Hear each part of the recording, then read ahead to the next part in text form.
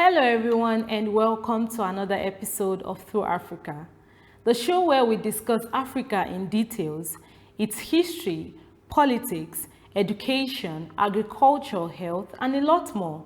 Today we dive into the world of politics in Malawi. It is still me, your host, Mercy Bamigbola. A contest, that is what many have called it, one between the incumbent President Lazarus Chakwera of the Malawi Congress Party and former President Peter Mutharika of the Democratic Progressive Party. The 2025 Malawi elections is set to take place on September 16, with 11 candidates contesting for the presidential seat and 193 members of the National Assembly. This election is very important considering that it is going to take place amidst economic instability, high poverty levels, unemployment, food insecurity, and corruption.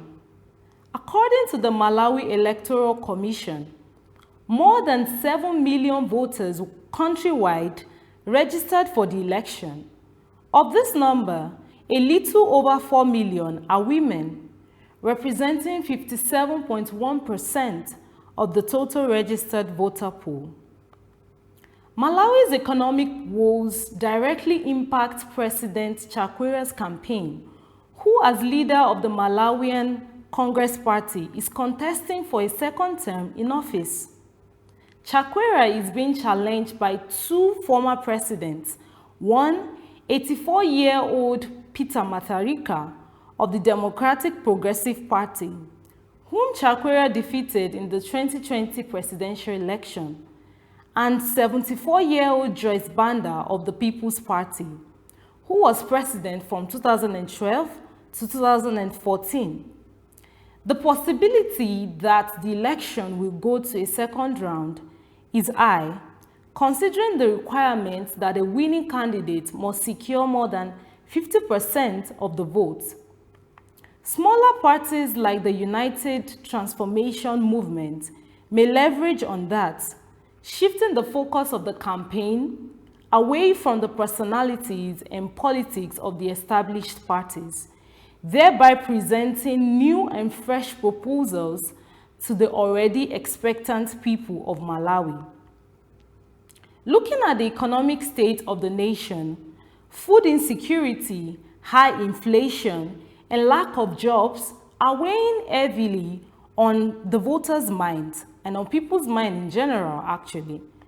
While Chakwera is burdened by unmet promises and rising costs and sees waning support among economically distressed voters, Peter Mutharika, on the other hand, who is also the main opposition, pledges to fix the economy by drawing on his past tenure, which saw infrastructure gains, though tainted by corruption allegations.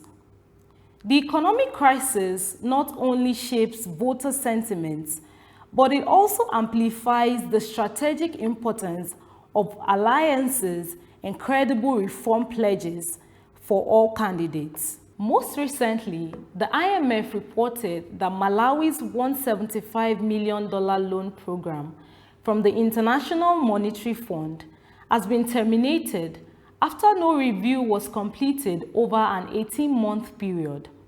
The fund said the program was not able to restore macroeconomic stability, adding that the country's foreign exchange system had made it difficult to rebuild international reserves, and its external debt remained unsustainable because it had not been fully restructured.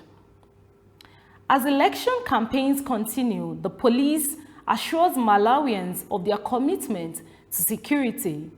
Deputy Inspector General of the Malawi Police Service, Noel Kaira, assured the public of the police's commitment to providing a peaceful environment for all election participants. He says, quote, "As a security institution, we are committed to rising above the partisan politics to ensure that we work with the law to provide security to anyone participating in the elections. We will not allow any acts of lawlessness to disrupt the electoral process. Now, as we look forward to the election, this is a call to Malawians and people around the world to support a free and fair election. With that, we've come to the end of today's show. It is still me, your host, Mercy Bamgola, and as you know, this is Through Africa, the program whereby we discuss Africa in details. We talk about a lot that goes on in the continent. To send us questions and suggestions on the show in general, you can always do so on our WhatsApp number, which is always on the screen. And I'll see you in the next one. Till then, stay safe and goodbye.